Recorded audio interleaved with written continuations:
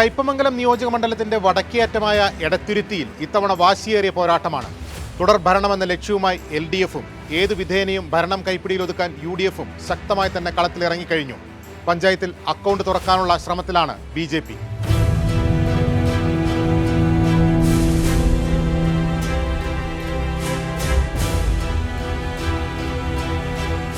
ഒരു കാലത്ത് നാട്ടികയുടെ നെല്ലറയെന്ന് അറിയപ്പെട്ടിരുന്ന പ്രദേശമാണ് എടത്തുരുത്തി.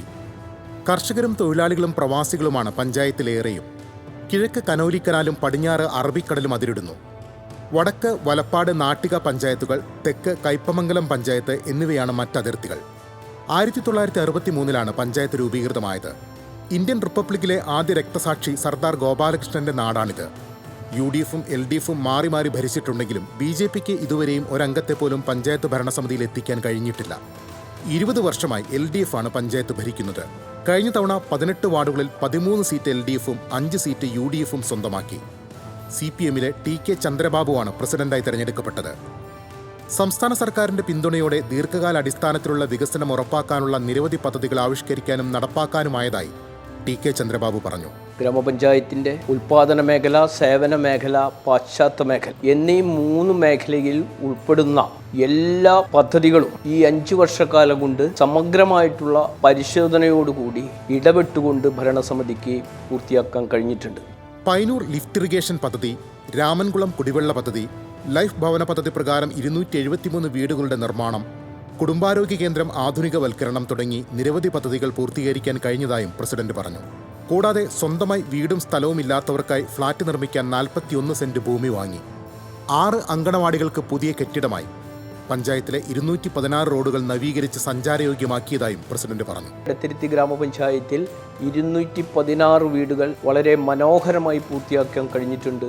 അതോടൊപ്പം 71 വീടുകൾ അതിൻ്റെ നിർമ്മാണം പൂർത്തീകരണ അവസാന ഘട്ടത്തിലെത്തി നിൽക്കുകയാണ്. മാലിന്യമുക്ത നവകേരളം എന്ന പദ്ധതി പഞ്ചായത്ത് തലത്തിൽ ഭംഗിയായി നിറവേറ്റാൻ ഈ ഭരണസമിതിക്ക് കഴിഞ്ഞിട്ടുണ്ട്.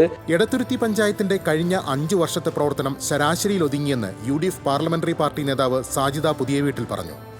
മുൻ ഭരണസമിതിയുടെ കാലത്ത് നിർമ്മാണം തുടങ്ങിവെച്ച പഞ്ചായത്ത് ഓഫീസ് കെട്ടിടത്തിന്റെ പണി പാതി വഴിയിൽ നിൽക്കുകയാണ്. ചിറക്കൽ ചെറുപുഴ പദ്ധതി തുടങ്ങിവെച്ചിട്ട് 9 വർഷം പിന്നിട്ടിട്ടും ഇതുവരെയും പൂർത്തീകരിക്കാൻ കഴിഞ്ഞിട്ടില്ലെന്നും സാജിദ പറഞ്ഞു. നമ്മളെ എടത്തുരുത്തി പഞ്ചായത്തിന്റെ കഴിഞ്ഞ ഭരണസമിതി കാലത്ത് ഉണ്ടായിരുന്ന കെട്ടിടത്തിന്റെ പണി ഇതുവരെയും പൂർത്തീകരിച്ചിട്ടില്ല. അത് പാതി വഴിയിൽ തന്നെ കിടക്കുകയാണ്.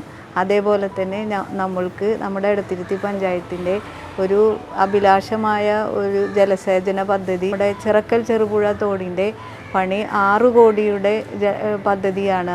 അതും ഇതുവരെ പൂർത്തീകരിക്കാൻ സാധിച്ചിട്ടില്ല. അതുപോലെ നമ്മുടെ പഞ്ചായത്തിൻ്റെ റോഡുകൾ, പല റോഡുകളും ശരിയായിട്ടുണ്ടെങ്കിലും ഉൾ റോഡുകൾ ഇപ്പോഴും വളരെ മോശമായ ശോചനീയാവസ്ഥയിലാണ് ഉള്ളത്.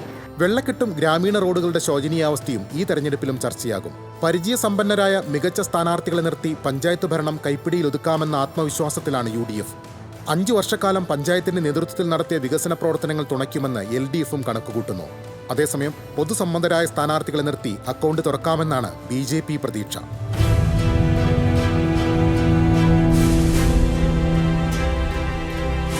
വാർഡ് പുനർവിഭജനത്തിന് ശേഷം ഒരു വാർഡ് കൂടിയ എടത്തുരുത്തിയിൽ നിലവിൽ 19 വാർഡുകളാണ് നിലവിലുള്ളത്. വാശിയേറെ പോരാട്ടത്തിനൊടുവിൽ എടത്തുരുത്തി എങ്ങോട്ട് തിരിയുമെന്നത് പ്രവചനാതീതം.